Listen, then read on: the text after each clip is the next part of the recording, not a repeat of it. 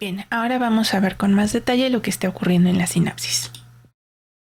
Primero que nada, ya se mencionaba que va a haber dos tipos de efectos, la excitación y la inhibición. Entonces, lo que estaba sucediendo es que existe esta diferencia de potencial entre el interior y el exterior de la neurona, más negativo acá, más positivo acá, o menos negativo, como veremos más adelante. Y lo que está pasando en el caso de las sinapsis químicas, decíamos es que ya llegó un disparo aquí, se alteró el potencial que está usualmente activo en esta neurona. Y entonces entraron las células de calcio y aquí lo que estamos viendo es precisamente la participación de las vesículas para liberar neurotransmisores. Ahora, ¿qué está pasando con la neurona cercana a la que acaba de disparar? Bueno, a esta se le va a conocer como la neurona postsináptica y lo que va a suceder es que en su cercanía, en la brecha sináptica, van a estar flotando ahora un montón de neurotransmisores. Y estos neurotransmisores se adhieren a los receptores que tiene esta otra neurona.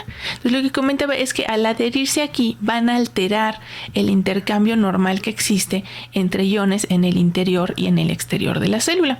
Y al hacer este intercambio van a cambiar las cargas netas que hay aquí adentro y aquí afuera. Y como decíamos, este es un cambio local, está ocurriendo en una puntita de una dendrita, en un cachito del cuerpo de la neurona. Entonces, este cambio por sí mismo es como una especie de transferencia de información, pero muy local. Entonces, aquí vemos cómo funcionan los dos efectos. Dice, efecto excitatorio. Despolariza la membrana postsináptica. Despolarizarla quiere decir que entonces ahora va a ser más propensa a disparar porque ya le cambiamos esta diferencia de potencial que tenía. Por otro lado, tenemos una inhibitoria. Sería el efecto contrario. Dice que hiperpolariza la membrana postsináptica. Entonces va a incrementar la diferencia de potencial entre el exterior y el interior, pero de tal manera que más bien ahora ya no va a querer disparar esta neurona. Entonces, aquí vemos ya las dos formas de información que se puede utilizar. Una, favorecer que la otra neurona dispare. Segunda, más bien prevenir que vaya a disparar. Y de aquí también después va a salir el efecto de la plasticidad. Cuando dos neuronas tienden a excitarse juntas, después esta conexión se va a fortalecer. Si más bien tienden a inhibirse, lo que va a suceder después es que estos canales empiezan como a encoger, se reducen y eso ya después no va a disparar. Ahora, acabamos de mencionar un solo mecanismo, pero resulta que el tener este mecanismo nos permite utilizar diferentes tipos de neurotransmisores para provocar efectos completamente distintos en la red cerebral. Entonces, es interesante considerar este paso de información porque es algo que realmente no estamos utilizando actualmente en las neuronas artificiales. Entonces, simplemente como un ejemplo, si cambiamos el tipo de neurotransmisor que se está pasando, vamos a obtener los siguientes efectos.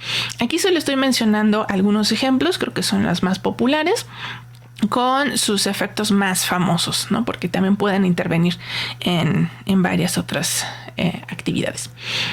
Por un lado está la serotonina, que se le conoce como la hormona de la felicidad. Es el estado que nos hace sentir. Tenemos a la dopamina, que tiene características bastante interesantes. Por un lado, es un neurotransmisor que provoca algo de adicción.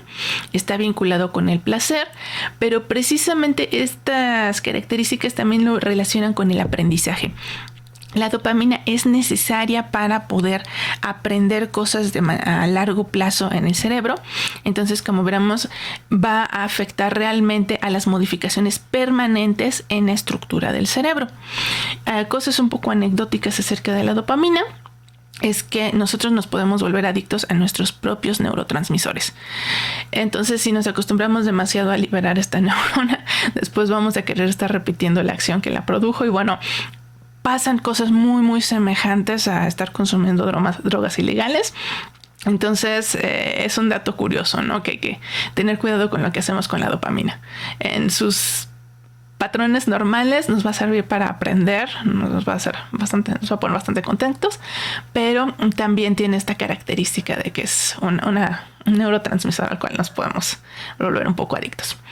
Muy cercana a esta está la oxitocina, que curiosamente está relacionada con el parto. en las mujeres, pero no nada más está presente ahí. Bueno, sí, también en la lactancia. También en el aprendizaje y en relaciones también mucho más comunes, que son la empatía, la fidelidad, la regulación del estrés. Aparece precisamente en la convivencia con amigos. Entonces también es importante para las relaciones sociales. Tenemos otra muy famosa que son las endorfinas y provocan algo de euforia. La adrenalina, que nos sirve para la supervivencia, y los mecanismos de alerta.